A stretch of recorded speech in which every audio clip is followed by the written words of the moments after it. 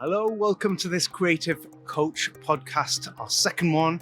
And in this one, I'm going to be talking with Jen Young, who is the director of Bluecap, which is a community interest company that connects local authorities and artists in lots of different ways, very often with care experienced young people. This podcast is for you whether you are a creative, whether you are an academic, a student, or a practitioner.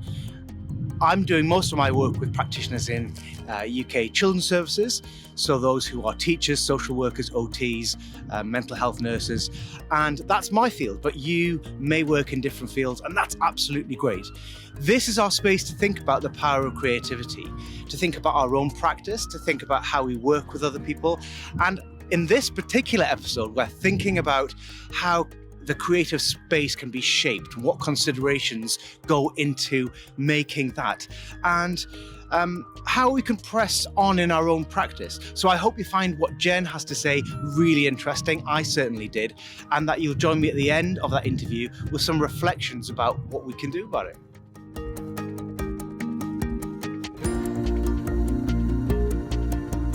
My name's Jen Young. I live in Gateshead with my boyfriend and my 2-year-old daughter and our dog called Eva. I've lived in Gateshead now for about 3 or 4 years. Historically, I suppose I was born and grew up in Darlington. Only moved away to have a year out, but also to go to Preston University, where I studied race and ethnic studies and deaf studies.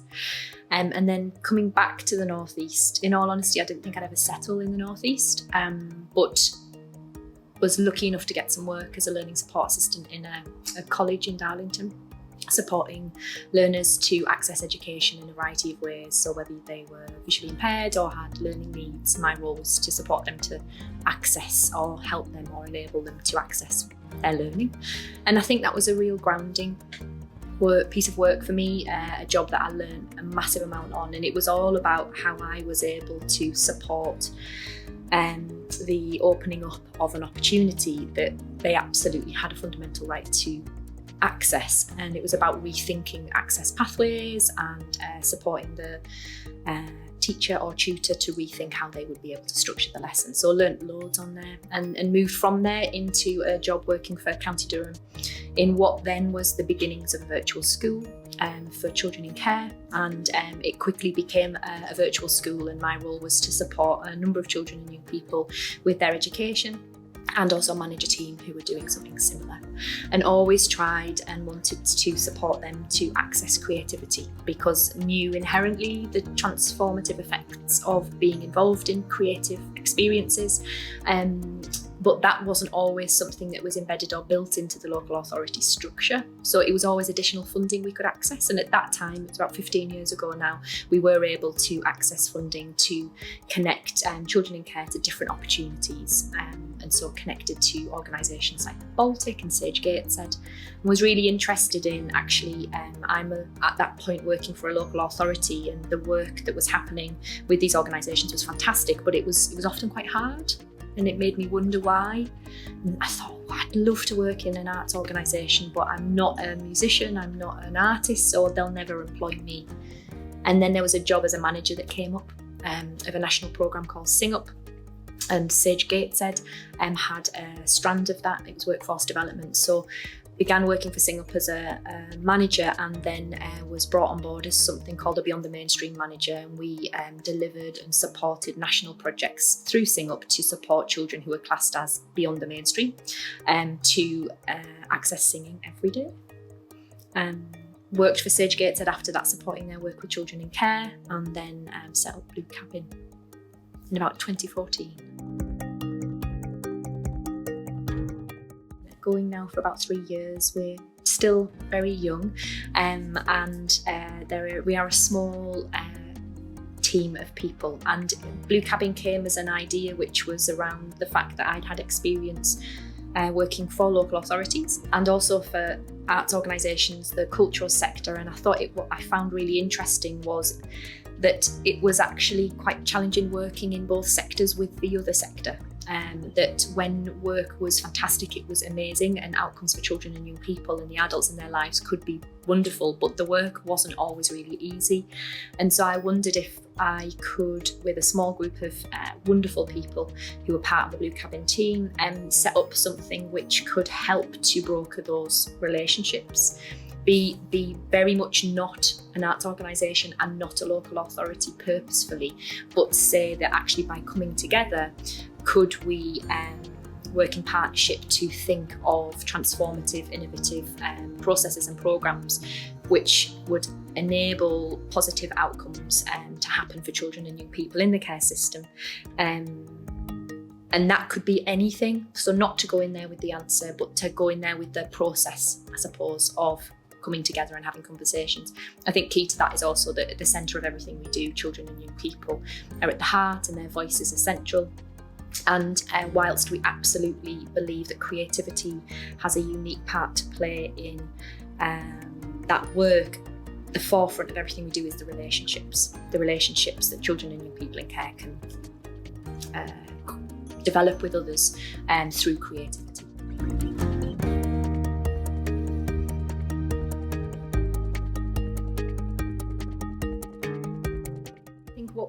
What we are discovering and many people before us discover is, I suppose, about what's the uniqueness of creativity in supporting people to tell their stories.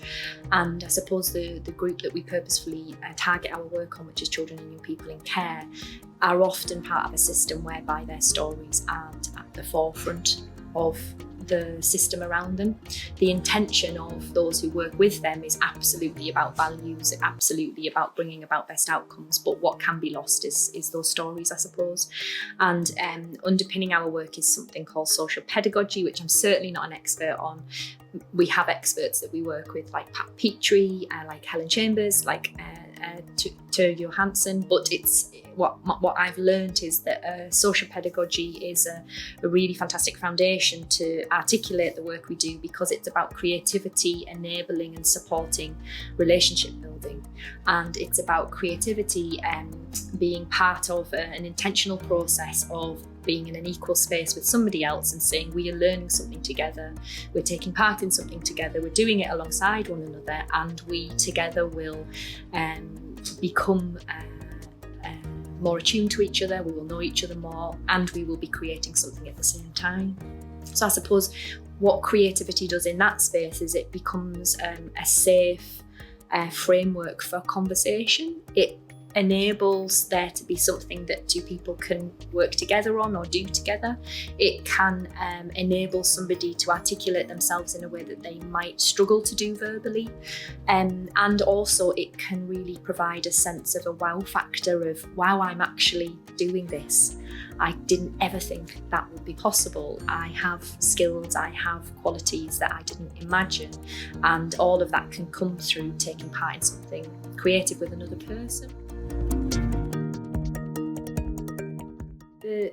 Certainly the artists we work with, we have a number of incredible associate artists that are part of some of our work, and they again would describe this better than me, and it's they have decades of expertise and practice. But I think what I find is that the thoroughness within which they plan and prepare and think about a space that they're going to be in with a group of children and young people and their adults is just incredible. The intricacies of how they will plan for that space, what their practice is, how creativity will enable all of that to happen is just fantastic. And they go in with such a thorough plan that it feels like there is no plan for the people in that space. It feels very much safe, very much caring, nurturing, and they will be reactive to everything that's happening in that space in a way that is just so fluid and very natural. But there's so much planning that's gone into that, so much expertise as well. And what we're finding through the work is the associate artists, we've approached artists that we've thought in our head and our heart we think you would be amazing for this work. And that's not every artist that we've come across. We've known, I suppose, in that approach that there's certain artists that have a methodology and a pedagogy and just a humanness and a loveliness that is absolutely what we're looking for in this work. And I suppose that's been interesting to discover as well. In the work that we're doing in the company, there's things are happening at the same time, which is that intrinsically everybody is creative, and some systems and structures can be there to support a child or young person and actually maybe not support their creativity to flourish and inhibit that to a certain degree. So our work is certainly about enabling space for them to explore their own creativity. And I would certainly say that for foster carers, residential workers, local authority staff, and also at the same time as that, it's about acknowledging the practice of artists who have decades of expertise in the work and their role as facilitators of that space as well. And so I think those two things are very present in many organisations' work, but certainly ours, which is anybody is creative. Sometimes they don't have the ecosystem around them where they can explore that creativity, and we want to support and provide that space. And also we recognise the absolute expertise and potential of what happens when you bring an artist into that space with them, and how that can be a really transformative and exciting and unknown space to be as well. I think, interestingly, some of the work that we're reporting on at the moment, and a lot of the findings of the work that we do, is around that importance of process, and that the priority for anybody in the space with a child or young person who's in the care system and their adults is about how can I ensure that the process is one which is a valuable one, can be valued, is enabling for them to develop their own sense of creativity and their sense of creative identity, and that is fundamentally the thing, which is great. And what is attached to that is about the relationships that can develop as a result of it being a space whereby the process is everything. What's also really important and comes back really strongly from a lot of the work we do is the wow factor of there being a final output, and there being something at the end which is of, wow, I did this. This is something I never thought I'd ever be able to do, and I've created a thing. And I think what is often part of the work is that there is an intention, an idea that actually as a result of this we will create some of the artists we work with, a map of me, story suitcase, a life story workbox. That is part of the process, and what we want is that the process informs what that is, and for them to treasure that. Ultimately for us, the most important kind of person who has the opinion on what they create is themselves, and for them to be able to go through this process and have something at the end to document their experience, and it be something that it looks beautiful to them and others is amazing. And for them, they tell us that that's been a really important part of that process as well.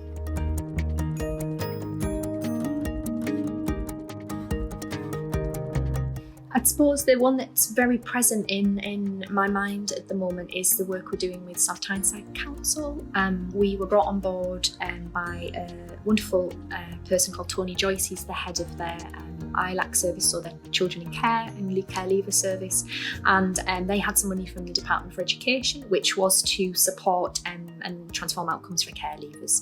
And Tony rightly said, yes, that is an important space age-wise to focus on, but this work must start at any age really. So Blue Cabin, can you come and think about what kind of work you would like to support us to think more about? And Blue Cabin at that time, which is about 2 years ago now, we've had wonderings, I suppose, around life story work for children in care, so statutory wise something. So in bringing Richard Rose into the model, we were able to work with South Tyneside Council, a design agency called Supernaut, and 5 associate artists. And together, through training around life story work, through thinking about what South Tyneside already did really well and building upon that, and the artists' practice, we thought, actually, where is the space for artists to be in this process? And the space that they have kind of been in is the beginnings of life story work, which is all about me. And so they have created, based upon having All About Me training, a creative experience which is called All About Me. And that is 6 weeks, so 6 different sessions. And in that space, a child in care with a key adult, so possibly a foster carer, and other children and their foster carers will come together. And the space will be facilitated by an artist and a pastoral support worker from the local authority. And each space will unpick a different theme. The themes being, who am I? Who do I live with and why? Why do I live where I live? Who's in my life? What's my favourite things? How do I feel? And what is important about that is that they're not being given any knowledge about their past that they don't know, but they're being asked questions about where they're at in the world, and their response to those creatively can help inform how the team around that child or young person then further supports them outside of the sessions to answer those questions. And so what we've found about that process is that after 6 weeks of taking part in these sessions and creating something to document that experience, such as a life story workbook or a story suitcase, we're discovering that children are benefiting from having a focused space to unpick those themes, that the space that's been created has been very safe because they've been able to explore hard questions, that the space has enabled them to begin to put names to emotions, understand what emotions they're feeling, and then articulate them about the different thematic areas. And also that relationship they're developing with, say, their foster carer who's walking alongside them through that entire process has been really important. So they've been able to have this focus time together in that group setting, unpicking those themes in a creative way, and they're getting to the nub of some quite hard questions. And I think that I just find it such an exciting project to be part of, because there's been so many unknowns along the way, but so much rigorous thinking, because ultimately the space had to be held really, really safely. So it's taken a long time, but we're getting to the point now whereby children are experiencing this, and it's the outcomes have been really great so far, touch wood.